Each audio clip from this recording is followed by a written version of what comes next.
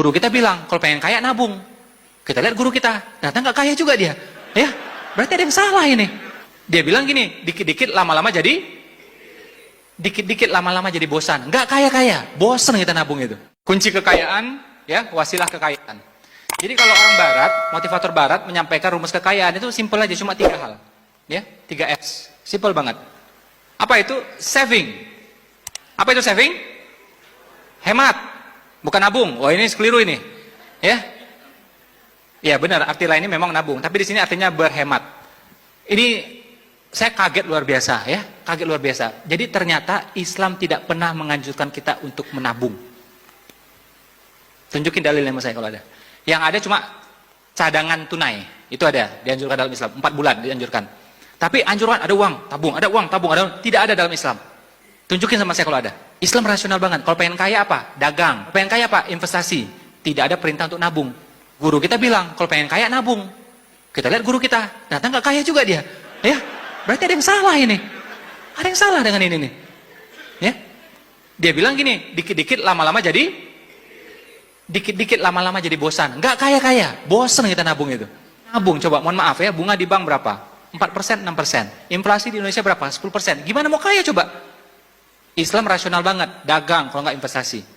Ya, dagang kalau nggak investasi. Investasi artinya apa? Ada uang yang diputar, ngasih manfaat.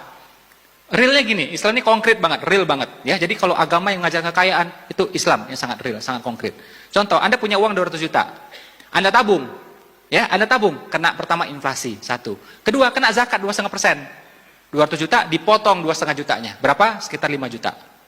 Jadi 5 jutanya langsung dipotong. Tapi 200 juta Anda putar dalam bisnis, untungnya 20 juta, yang kena zakat itu cuma 20 jutanya. Ya, 2,5 kali 20 juta. Jadi penaltinya lebih sedikit. Kurang lebih seperti itu.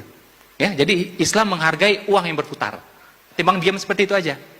Ya, makanya saya tidak ketemu dalil yang mengatakan disuruh nabung dalam Islam. Tidak ada. Ya, tidak ada sama sekali. Yang ada adalah cadangan tunai. Laki-laki baiknya menyiapkan cadangan tunai buat istrinya itu 4 bulan penafkahan. Biar istri itu tenang. Tapi kalau tiap tanggal 28 uang habis, 28 habis. Nah, itu pasti istri deg-degan itu, ya. Istri harus dibikin tenang.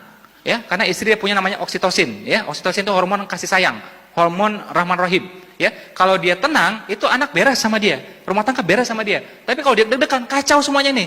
Suami lihat dia juga nggak tenang, anak lihat dia nggak tenang. Rumah tangga jadinya nggak enak. Saldo cukup 12 bulan bahkan. Nah, berlian sebelah sini ada, sini ada, oke? Properti ada. Udah pasti tenang tuh, nyusui pasti enak udah itu. Ya. Makanya kalau mau romantis ya nggak cukup tuh romantis kasih bunga, nggak cukup. Kalau mau romantis kasih bunga sekalian tamannya dan rumahnya, itu baru romantis. Ya, itu baru romantis. Wanita boleh cari nafkah, tapi tidak ada keharusan, tidak ada anjuran. Wajib tidak, sunnah tidak. Hukumnya apa? Cuma mubah. Tapi laki-laki mesti fight cari nafkah. Makanya laki-laki dapat warisan 2 kali lipat. Kenapa? Itu buat menafkahi ya wanita-wanita di sekitarnya, ibunya, istrinya, putri-putrinya, saudari-saudarinya.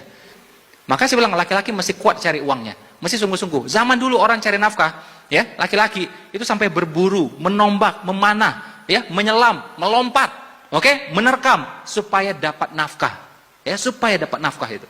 Jadi cari nafkah memang itu agak stres dikit, agak capek dikit, kadang-kadang beresiko. Nah tapi terusannya laki-laki. Nah wanita jangan sampai stres kayak gituan. Ya, jadi andai kata wanita cari nafkah pun, bikinlah yang santai-santai, yang tenang-tenang aja.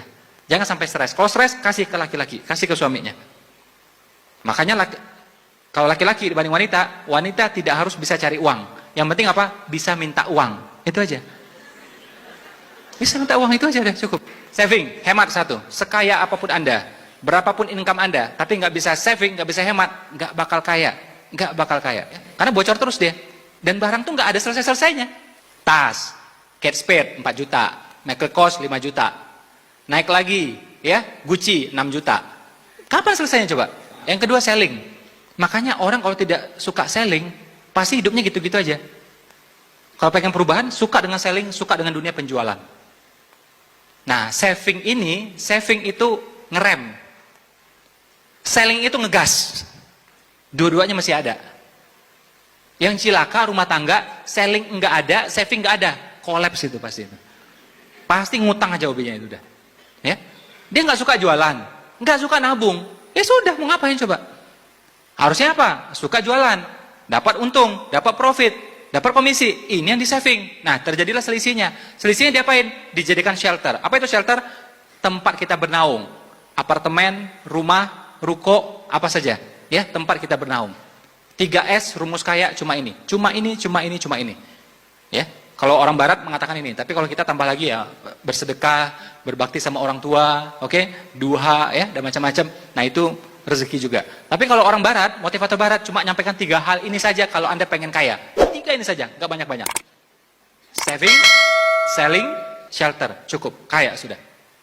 Nah, kalau orang nggak bisa jualan, nggak mau jualan, apa yang mau di saving coba? Uang-uangnya nggak ada, apa yang mau dihemat? Makanya ini mesti jalan sinkron semuanya. Sip? Mudah-mudahan nanti saya ketemu lagi ya, tidak ada lagi potongan muka-muka cicilan, udah nggak ada lagi.